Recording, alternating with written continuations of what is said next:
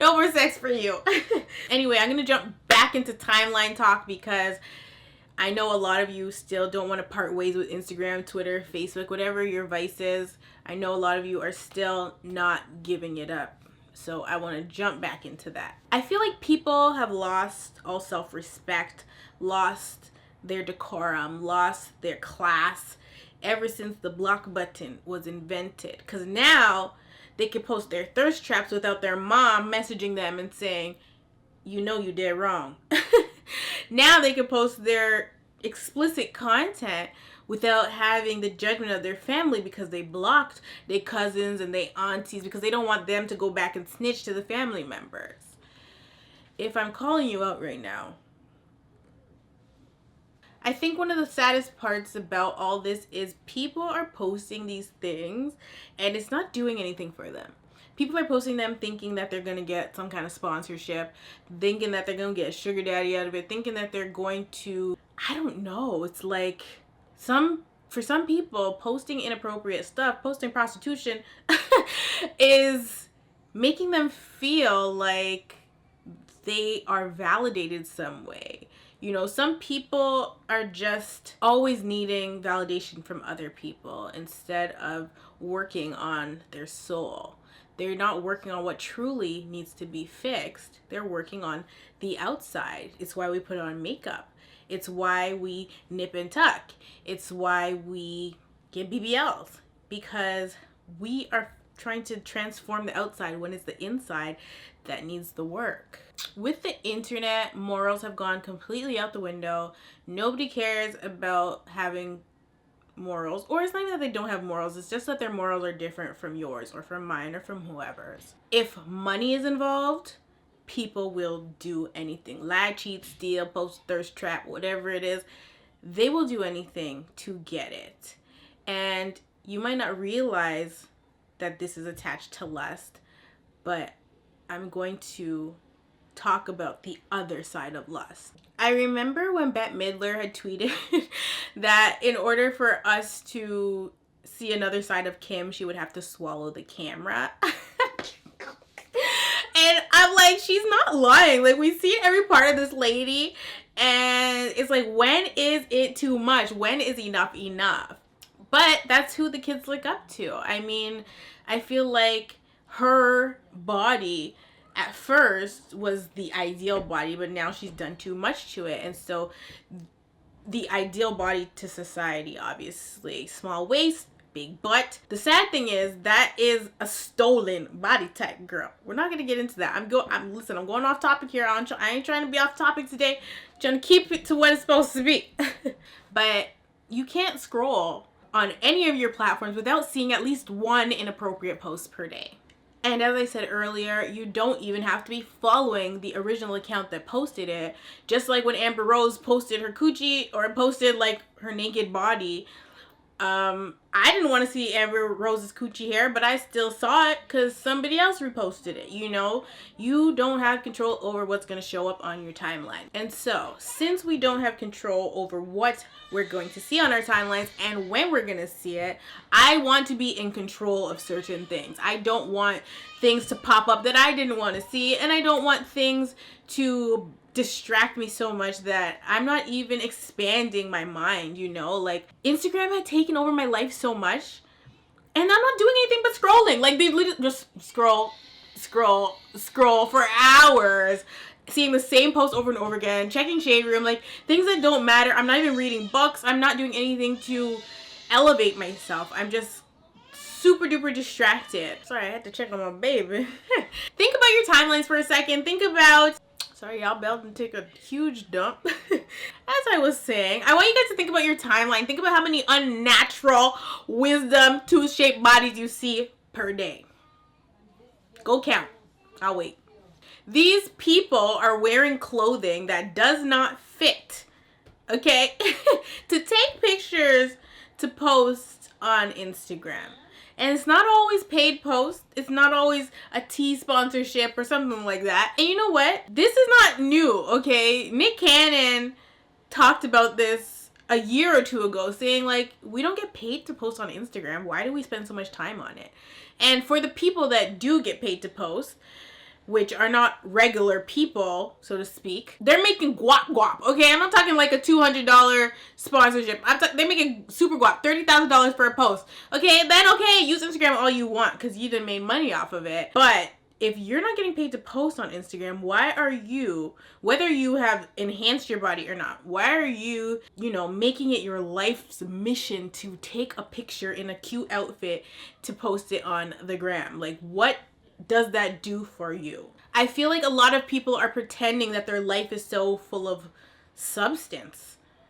But what substance is your life full of? You're wearing a Forever 21 outfit and thinking you're cute. Like, what substance, girl? Please fill me in, sister. I need to know what's going on here. People are literally, boys and girls alike, are literally going out, snatching their bodies and posting lusty pictures on Instagram for likes, for validation from other people. People literally sit there, and if their picture does not get enough likes within a certain amount of time, they will delete the post.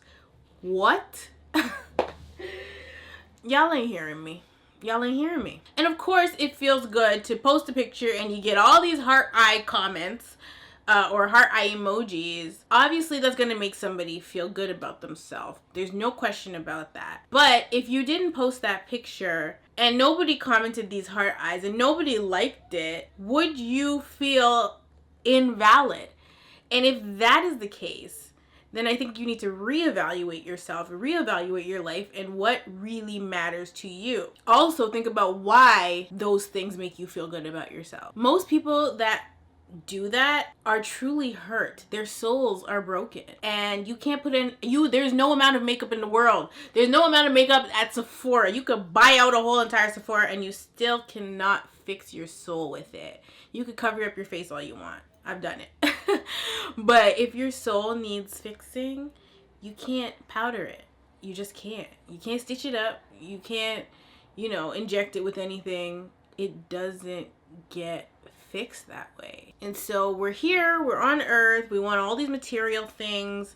I've always been a material girl, but shortly before I started my spiritual journey, I kind of came off of that path, and that's kind of how I ended up doing spiritual in the first place. I got out of that material mindset and thought about my actual values, thought about things that really matter to me. Family is my number one. And it really helped me to grow, not just spiritually, but as a person. As I continued my spiritual journey, I realized that there's so much more to life, and the promised land that we are promised as believers is so much more important and so much more fulfilling than any shoe, purse, thing that you could purchase here on earth. We wear shoes, they wear down after a certain amount of time.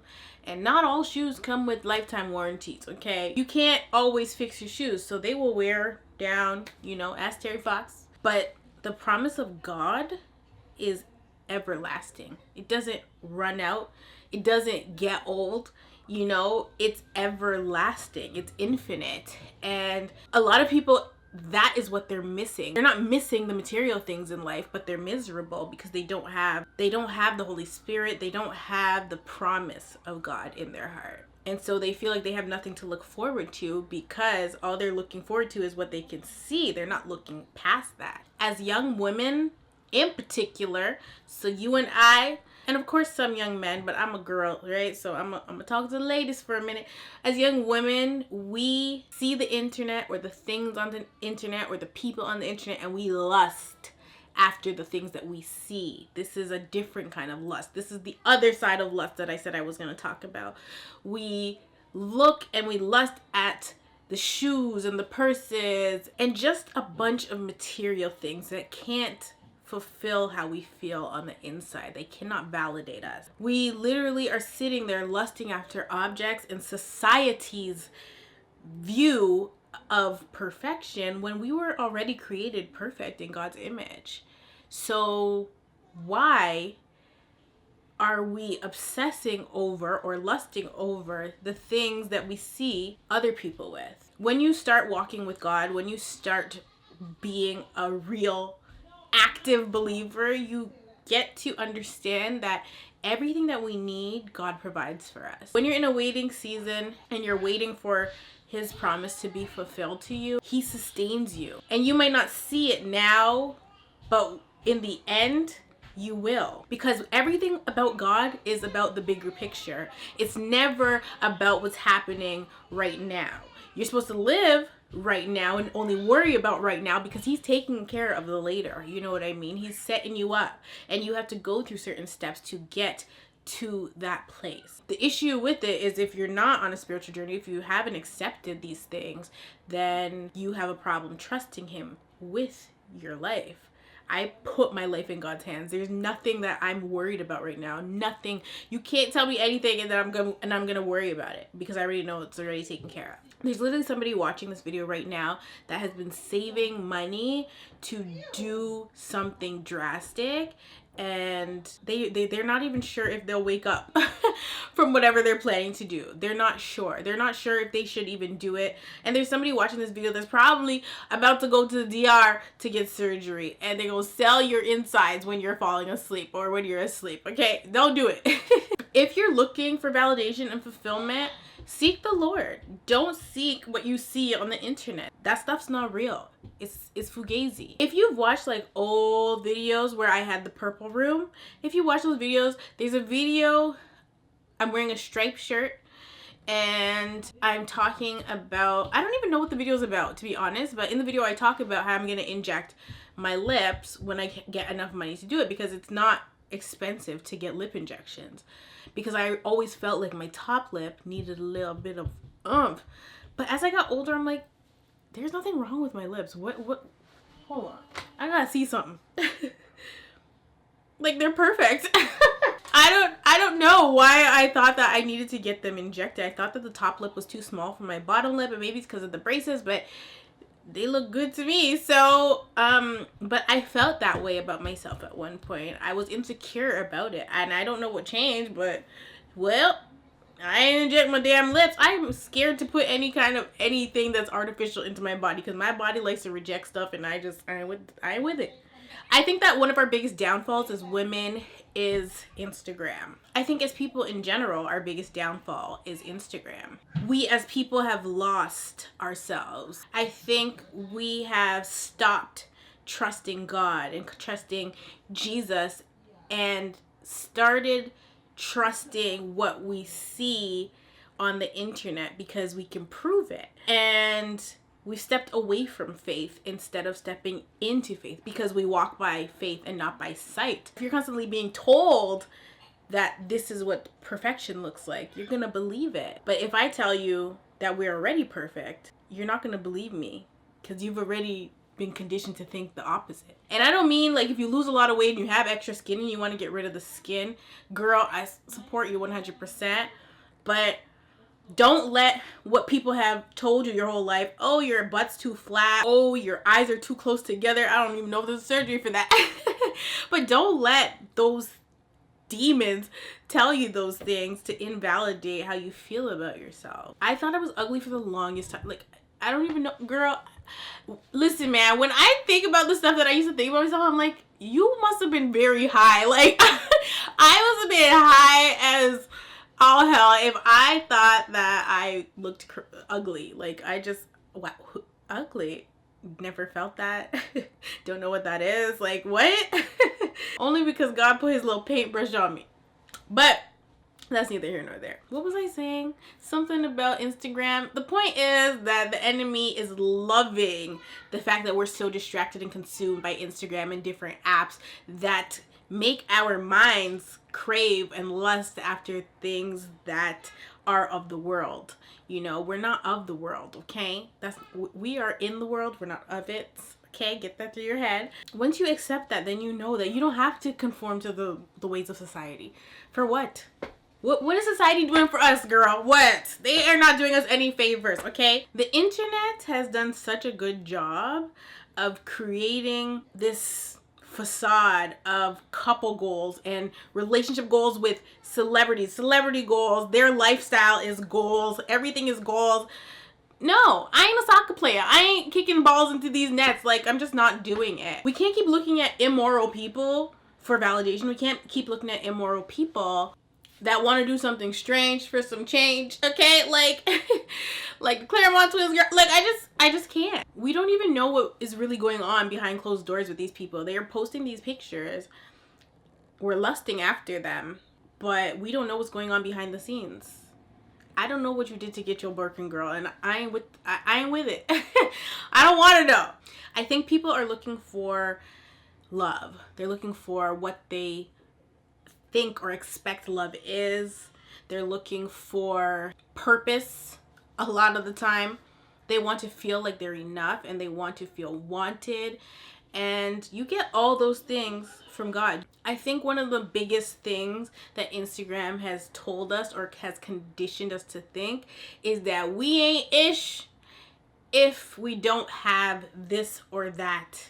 And we ain't worth a damn if we don't nip and tuck and plump up our butts, okay? But I'm here to tell you that if your house goes up in flames, everything in it is going up in flames too, honey. You don't get to keep any of it. Much like when you die.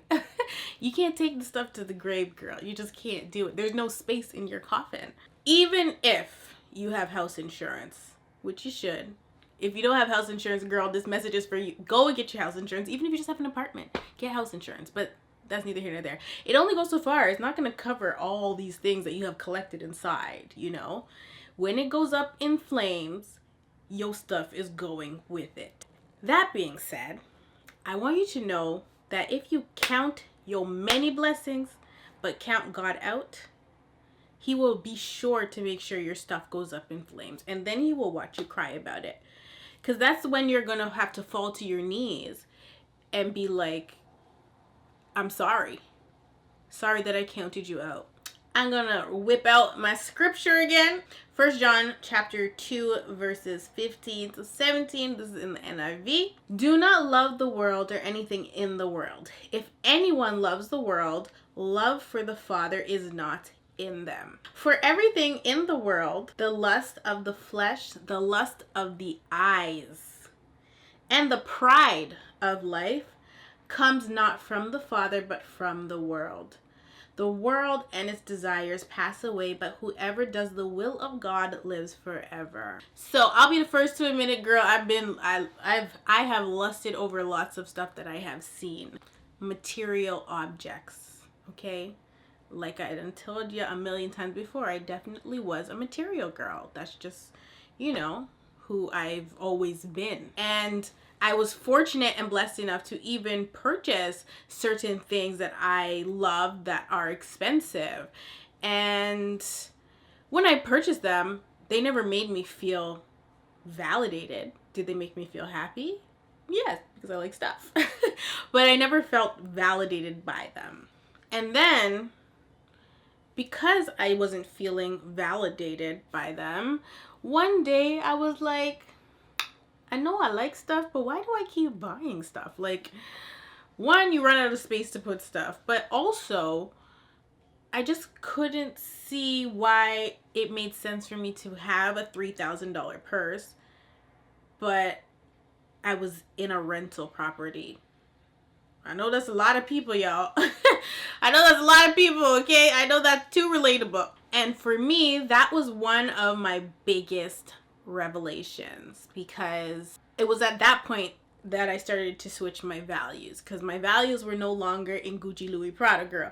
My values then went to what my family needs and not what I need.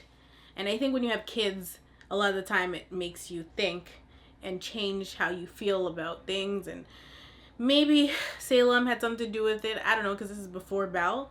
But purses are great, you know, but houses are better. Houses appreciate in value. You know, that's where my head was at. And so I was like, you know what? No more expensive stuff. No more even like little stuff. I'm going to stop buying stuff and start saving and being faithful with my money so that I can purchase a home for my family. It's not about me anymore. I was truly amazed at how much money I managed to save by just not shopping. Do you know how hard it is for a shopaholic to stop shopping? Like, that was my addiction. Then now girl is addicted to sugar. Maybe I'm trying to make up for for all the not shopping I was doing. But I mean, one weakness I tackled, and then the enemy swept in and started going at my sugar. Okay, I believe that God saw that I was being faithful with my money, and that's when he decided to knock on my door, and I let him in, because I'm like, yeah, I think it's time for a little internal cleansing, you know, a little fixer-upper. And so that is kind of what led me here. I think it's important for our inside to match our outside. And I ain't talking about this glow, girl. I just mean our inside, how we feel on the inside, how we validate ourselves on the inside. I think it will reflect, or it needs to reflect, on the outside. And you can't do it backwards. You can't fix the outside and then try and go back in and doctor the inside, girl. Don't work like that. Okay, so if that's what your plan is, it's not gonna work. You're gonna be in big trouble. I don't know once I move into my home if I'm going to do a house tour or not. I don't think that I'm gonna do that, because I don't want anybody to be lusting. But I truly could not have done it without the Lord on my side, and I'm so grateful and so thankful. And I really had to work on my inside so that God could increase my capacity, because we don't get more than we can bear. We don't get more than we can carry. Like, you only get your portion. You don't get somebody else's portion. And that's why people have what they have, and we have what we have, and you have what you have. Like, you don't get to compare yourself to other people. But what I know is that he would not have increased my capacity to the magnitude he increased it to if I was not willing to change the things that were not of him or of his will for my life. This is why it's important to be faithful with your money and not foolish with your money. I've been very foolish with money in the past. Girl, very. And because God has always been the one providing me with my income, girl, or my wealth, I should have been always being faithful with it. But I was very willy-nilly with it, so I couldn't be faithful with it. Again, I don't want to go off topic here. So like I was saying, a lot of people fail to realize that lust, though it is a pleasure word, it's not just about our bodies. It's about our eyes and our mind. How we think can be lustful. So essentially, it's whatever gets your rocks off, okay?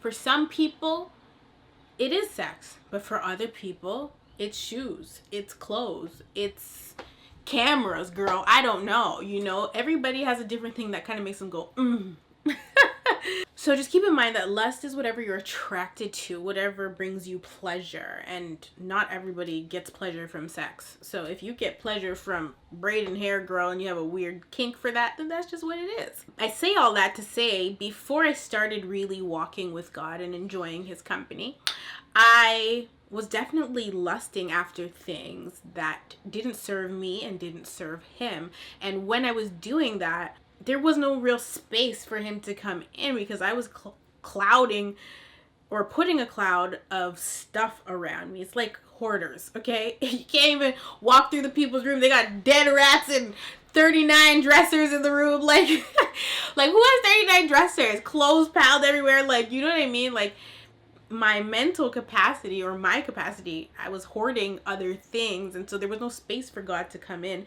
And by walking with him, reading the word and studying him, that's when he was able to come in and really flip things around for me. Only then was I able to shake that lustiness, okay? Because I'm like the type of person that will see something that I like on a celebrity or something, and then I'll go to the website and just buy it. Like, I just buy it. I'm like, there's something wrong with me. Like, I shouldn't be like that. Like, I shouldn't just see this and then want it off rip, you know? So I really had to do some digging. And I think why I would do that is because I always felt like if I had the money to do it, then it was okay. I didn't realize that there was so much more to it. My family values were not my core. Jesus was not my core. Nothing of substance was really the center of my universe. And because of that, I didn't realize, or I didn't see that there was no reason I should have expensive things that were more than even my rent. Forget about just living in a rental property.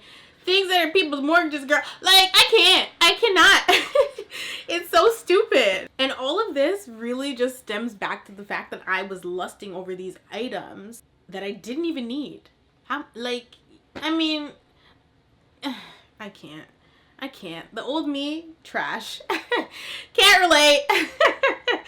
Oh my gosh. And so my first real experience with peace is when I got rid of Instagram. And I know I keep telling you guys this, but it's so important. It was my first real like a sigh of relief almost, because I wasn't constantly being bombarded with the stuff that I was lusting after. And of course, when I first got rid of it, it was mainly because I wanted to limit people's access to me, because people like to try to violate. But there was other parts to this. I was spending too much time on there, not enough time with God. I mean, I would spend hours on Instagram scrolling like a zombie, and then when it was time for bed, the only thing I would give to God was the verse of the day from the Bible app. Girl, bye. Now that is something you can relate to, because you probably just read the verse of the day, girl. That's all you read. In all fairness, I mean, I would read the verse of the day and say a prayer. Then I'll sleep like a baby, wake up the next morning, first thing I do, grab my phone, scroll on Instagram after I said like a 2-second prayer. Trash. Oh my gosh. And I think a lot of people do this, myself included. I was one of those people. I was doing that and expecting God to keep blessing me. I ain't spending no time with this man. I ain't spending no time with Jesus. And he's going to bless me for what? What am I doing for you? What have I done for you? What have you done for him lately? Think about that for a second.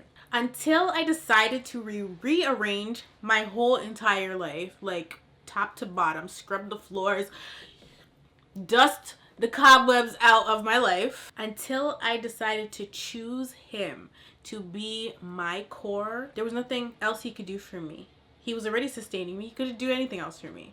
I was useless to him, because I wasn't doing or using my platform for anything that was related to him. And so once I gave him everything, I just threw the chips up and let them fall where they may, because he's in control. I have no control over anything in my life right now. None at all. I done gave it up, girl. Bye. See you later. Don't care. I'm like whimsical. Okay. Now, I know we were talking about lust, and it is hard not to get sidetracked. So forgive me, because I keep like going here and there and everywhere, because like I just said, girl, I'm whimsical. But it all ties in, because I want you guys to know that lust is not necessarily just sexual. Now, if you are experiencing lust of any kind, there's only one way through it. And that is submersing yourself in the word. Finding out what is good and pure and perfect, because we can't be, okay? I can't be good and pure and perfect. I could try to be good and pure. Perfect, not so much. But we have to find out what is good and pure and perfect, and apply it to ourselves every day. Try every day. At least you're trying, it will be progressive. Once we're able to do that, that's when we will no longer have the desire to lust after those things, because our minds are not distracted and clouded by the things that we see or the feelings of our human body wanting and craving certain pleasures anymore. You're going to eliminate the desire to do things that do not serve the Lord. What I mean by this is that you'll be so in tune with Jesus and having him as your Lord and personal Savior that you will be willing to give up all the bad things. Bad things. It's not necessarily bad, it's just things that are not good. And you're not only going to be doing this because you want to fulfill or you want to receive his promises, but because it feels good. It feels good to do the right thing. We are taking the road less traveled, girl. Y'all can take the other road. I don't want it. You have to remember that when we leave this earth, girl, our souls leave, but our bodies just go into the ground. Unless you're getting cremated like me, but your body goes to the ground, and maggots and bugs and termites and whatever lives in the soil is going to eat you up. So save your soul while you can. I mean, it's not hard to do. It's really not. I thought it was going to be hard, girl. It's so easy. I want to encourage you guys to let today be the day, because tomorrow is not promised. You don't know if God is going to not wake you up tomorrow, okay? I don't want to take that risk. So my encouragement for you guys is that you will accept the changes that God is trying to do in your life. I know what the changes in my life are. You know what you need to change in your life. And I mean, if he decides that your alarm clock is gonna go off tomorrow, but you're not getting up, where does that leave you in terms of your soul? Is that Pornhub you're gonna watch before bed worth your soul? Is that booty call worth your sanity? It's your choice. At the end of the day, you could watch this video and not feel a damn thing. But if you have made it this far in the video, I mean, kudos to you, girl, because this video long as hell. Kudos to you, okay? Anyway, I'm gonna close out because I think I've said everything that needs to be said. But I want you guys to know that the chains of addiction, immorality, trauma from your childhood or from your adulthood, those chains have been broken. It's now that we need to turn to God and ask him to forgive us of our sins that are derived from lust.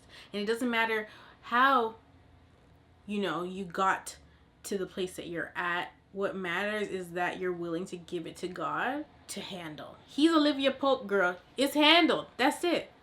There's nothing else. You give it to him, you throw it up, and it doesn't come back down like Bobby Shmurda's had, and everything is good. Some of us were introduced to sex or the idea of it or lust very early in life. We didn't ask for that to happen to us. We didn't want for that to happen to us. And some of us didn't even realize that they went through that until they had a trigger moment. That's what happened to me. Like, everything rushed back to me when I was like 21 and I lost my mind. I literally lost my mind. I was like, what the heck? But when you are introduced to something like that kind of energy, that kind of thing, so early in life, it oftentimes affects you throughout your life and you don't realize it. It affects you and you go down scary paths, where sex is concerned or where lust is concerned. And we felt like we didn't have control of that, but we're done with it. It ends today, okay? No more of that. Absolutely no more. We ain't taking it no more. Just pray over your circumstance and believe and have faith that he's handling it. He's already handled it. Not even he's handling it, he's already handled it. He's just waiting for you to return to him and to ask him for help and for forgiveness. Well, God, I just ask that you will strengthen all of us, everyone that is watching this video, everyone that made it this far, because this type of content might not be for everybody, but it's for whoever receives it in their heart, oh God. And I just ask for your wisdom to wash over all of us. I ask for your cleansing, oh God, that we may be more like you and less like the world. I ask that we will not be led into temptation, oh God, and that everybody heads into this week feeling stronger and better because you're on their side. Fill us with the Holy Spirit, oh God, and just bless us as we go through this week. Enlighten us and give us the revelations we need to be more like you. I pray that every word that I spoke today manifested and hit the hearts that it needed to hit, oh Lord. And in your holy name, I pray, amen. That being said, darlings, I am going to leave you guys the links to a bunch of different reading plans that revolve around lust. They are in the Bible app, and that's pretty much it. I love you all so much, and I will definitely see you guys in the next one. Blessings to you and your kin, okay? Ta-da!